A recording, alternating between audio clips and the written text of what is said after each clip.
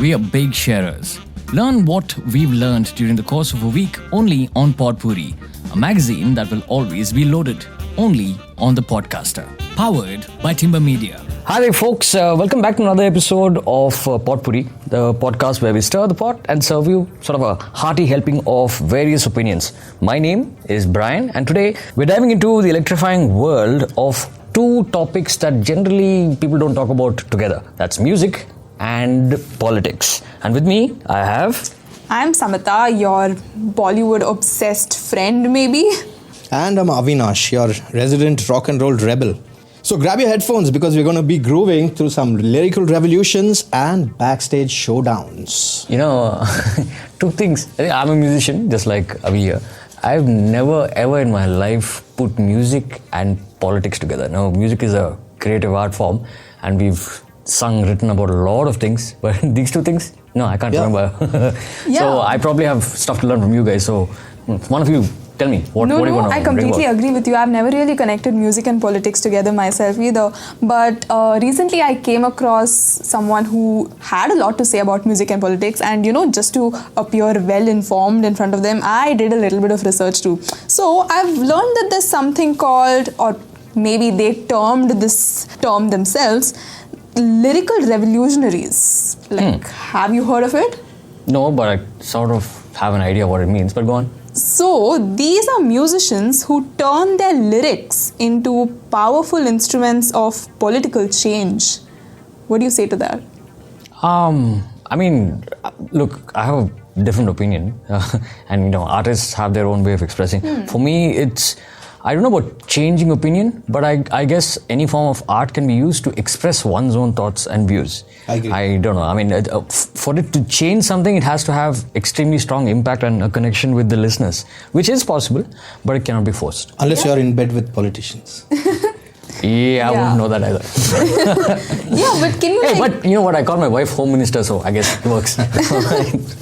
But can you come up with any examples or something of this? I can't really think of any. So talking about people who have changed music, the scape of music and politics with their lyrics, the first example that comes to my mind, I think it would be Bob Dylan, who, if you remember, it's a really old song called The Times They Are Changing. I very distinctly remember watching the video when I was a kid, Bob Dylan standing in front of the camera and holding these lyric boards in his hand, papers, and throwing each one back behind him. That really made an impact because it forced you to actually read the lyrics and see, what he's talking about. And then only later on did I come to know that he was talking about the civil rights movement of the 1960s. So it's funny how, musicians can actually affect and create... Dylan, I thought of someone else that just probably came up to my head. John Lennon and his iconic track Imagine, which, not just encouraged listeners to, imagine a world without borders and conflict, but also, encouraged a lot of discussions on global peace and unity and, Exactly, yeah. It's like a musical hub, musical hug. From but speaking of imagine Yoko Ono singing that song. Thank God she did. I mean, I just thought of something funny. If Yoko starts singing that song, everybody's going to say, oh no. Screeching. I'm going to get shot for that. Anyway, moving on. Let's also talk about how musicians can actually affect, people who vote, voters, and how they can sway opinions of people. Can you think of a few examples that come to mind? I mean, the most recent global sensation, of course, Taylor Swift and everything she's done. I mean, her shift from political silence to activism is something that definitely needs to be talked about. I mean, her decision to just endorse candidates and speak on so many political issues has sparked debates about, responsibilities of celebrities and, influencers on social media and all. Oh, you know what I've heard? Yeah. I heard she's planning to endorse Gavin Newsom, presidential candidate. Wow, see, everybody. So it's nice to see that it's a shift from love story to political story. What do you have to say to that? I don't think you're going to like my opinion. See, I always find it fishy when there is a sudden shift in direction of artists towards anything like politics. But from what I've seen in history, people have a different agenda behind it. I sort of agree with that actually, because so let's imagine you're a Obama supporter and you figure out your favorite musical artist is supporting Trump. What do you do? Yeah. Would you like toss your favorite musical artist, or would you still stick to your Obama? And what is more important, music or politics? I think it comes down to that at the end of the day. The human mind is very complex. You never know what goes on in someone's head. But if you look at things from a practical perspective, I mean, if you admire someone for their ability as a musician or an artist, an actor, a sportsperson or whatever, that should be it. I mean, their political inclination has nothing to do with the art, right? Makes sense. Definitely. Anyway. This, I think, reminds me of Bruce Springsteen, also known as The Boss, and Kid Rock, since you brought up Barack Obama and Donald Trump, and they're throwing around their weight behind their respective sides. Yeah, Barack Obama. Kid Rock's been pretty vocal about his support for Trump. It's like mixing oil and water, in the music world. You know what, I suddenly had a thought. A lot of politicians and celebrities, etc., they go for these big musical events. I wonder if there's any, sort of controversy that happens when they meet backstage or at, after parties or whatever stuff. I always wondered about that. Yeah. Is there anything that you guys know of? There is actually. Again, this is back in the day when Frank Sinatra was huge. And he was also really good, really close friends with the Kennedy family. Yeah. So a lot of underhand dealings and stuff like the influence, each one helping the other to get votes and to get popularity. In a way, it was kind of like, the Rat Pack meets the Oval Office. Yeah. And then we also have, songs that are very rebellious in nature, some that have very outrightly and directly criticized politicians and their policies. I mean, of course, we have Johnny Cash's Man in Black, where he uses his music to voice his dissent against the Vietnam War and the treatment of, all the marginalized communities and groups of people. And rap, those are two things I'd never imagined to put in the same sentence. I mean, you associate mosh pits and stuff with metal. Speaking of the heavier forms of music, there are plenty of examples of rebellious music and lyrics. And again, so like you think of bands like System of a Down, like Ozzy, War Pigs. You have a lot of songs by Tool. I mean, and those are very serious writing. I have seen some of the most impactful lyrics and content in metal, and of course there's a lot of them are actually noise who scream. Like my dad says, it sounds like plates clanging against each other. Yeah, makes sense. Metal plate. So. Oh no. Generals gathered in their masses, just like witches at black masses. Evil minds that plot destruction. Quite interesting actually. What I think is, if something is powerful and true and of positive intent, it's going to have a strong impact. It will move the minds of people. Best example, We Are the World. Heal the World. Definitely. I mean, songs like these are extremely positive, and they did have a huge impact. Earth Song. Michael Jackson had a lot of songs which made a lot of impact. So I guess it can be used, but like in anything, it can be used for good and bad. I mean, the atomic bomb or atomic energy wasn't actually invented to create bombs, but we all know what happened, right? So, I just had a thought. We've spoken about a lot of music from the West. What about Bollywood specifically? Since you said you're sort of a self-professed Bollywood buff. I don't know much about it, but from what I've experienced, I am sure there are lots. There is.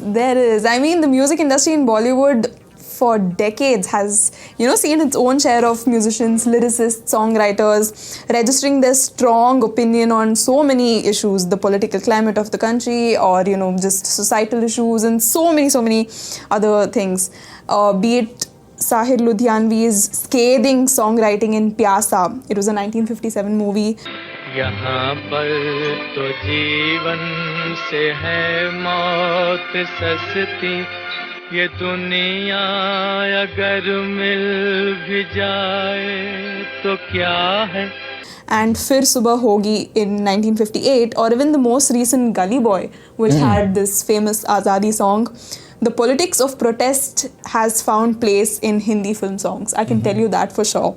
I mean, let's take a few examples. There's this movie called Kismat. Have either of you watched it?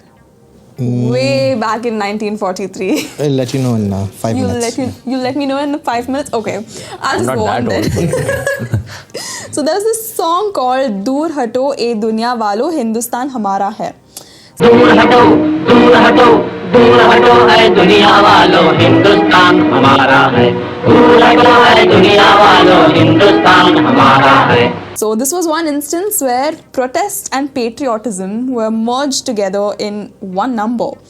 And the song was written by lyricist Kavi Pradeep and was directed towards the British, even though he very cleverly masked his protest using this line, "Tum na kisi ke aage jhukna, German ho ya Japani." Wow. How clever. How patriotic. Yeah, I mean, this was definitely one instance, but there are so many other examples too. I mean, in the movie Aaj Aur Kal in 1963, we have this song called Takht Na Hoga, Taj Na Hoga, which some sources say could be the opening lines of which the AAP launched itself. So this song was by Sahir Ludhianvi, and it's considered to be the voice of the common man asserting his rights. It's a brutal takedown of crony capitalism, but it's definitely a song for the marginalized and the oppressed to come forward and just take what's theirs. I'm sure the movie made a lot of money, but Maybe, definitely. I mean, like you said, Capital. lot of capital. No, I mean, speaking of this, there's something that I've always wondered about, and just tell me what you think about it. What I've learned is that songwriters don't really write in silos, do they? I've never written in one. Have you, Brian? I've written in silence, that's all I can say. Silo, I know I mentioned atomic bomb, but wow, this is like, okay. Yeah, I mean, what I learned was that when the right situation arrives, they will definitely deliver what is expected of them. I guess they thought that if they write in silos, they'll shoot into fame. Oh, God. Yeah. I mean, the 1983 movie Andha Kanoon, the song Ye Andha Kanoon, sung by Kishore Kumar, does just that. Can you sing a few lines from that? No, I think I will prefer not to. I like how bleed quickly the anyone's- response came. No. No. She should be the rock and roll rebel. actually. No, I think I'll prefer not to bleed anyone's ears out. But yeah, that's definitely something to think about. I mean, if we do have time. So, I mean, we also have Interesting. Rang De Basanti's song, Khoon Chala. That's more 2000s. So, something, have you all listened to it? Oh, yes, that I have. Images of cops beating peaceful protesters at India Gate in this song, it almost brings like some sort of a deja vu feel where recent events in the past few years pertaining to so many amendments made by the current government have seen similar violence too. Well, Yeah. I mean, violence has been there as long as we can remember. It's profitable. That's another topic That's again. So, you know what? We're actually making a list of topics right now. It's just like advantages. Nice. So, well, I think that was quite informative. Honestly, I didn't think I'd leave this with things to think about. Like I mentioned, I'm much into connecting politics to anything really. Least of all music. But I'm sure our audiences have a lot to think about. Exactly. Yeah. It is. Yeah. Politics and musicians do make strange bedfellows, you know. And while it's kind of interesting to see how they kind of come together, I don't think it's going to be a merger of sorts. Well, that's about time for us now. I wonder how much the audience has been thinking and listening. Oh, you know what? I wonder how many people actually pulled out their phones, went to Google and typed Yoko Ono singing. Imagine. Oh, Wow. people. That would be a very painful evening. But yeah, thank you everybody for listening. We will be back with a lot more interesting topics, and I'm sure there will be more fun conversations. Some of them would be, controversial, to say the least. This is Brian, signing out. And this is Samatha. Catch you later. Thanks, guys. It's been really fun. I'm Avinash. See you later, guys. Rock on. Right, okay, before we leave, there's one important thing. Don't forget to hit that follow button and join us next time for another episode of Pod Pourri. Pod Pourri. Slightly Slightly delayed musician. Use a lot of delay, huh? Oh yeah. We are big sharers. Learn what we've learned during the course of a week only on Pod Pourri, a magazine that will always be loaded, only on the Podcaster. Powered by Timber Media.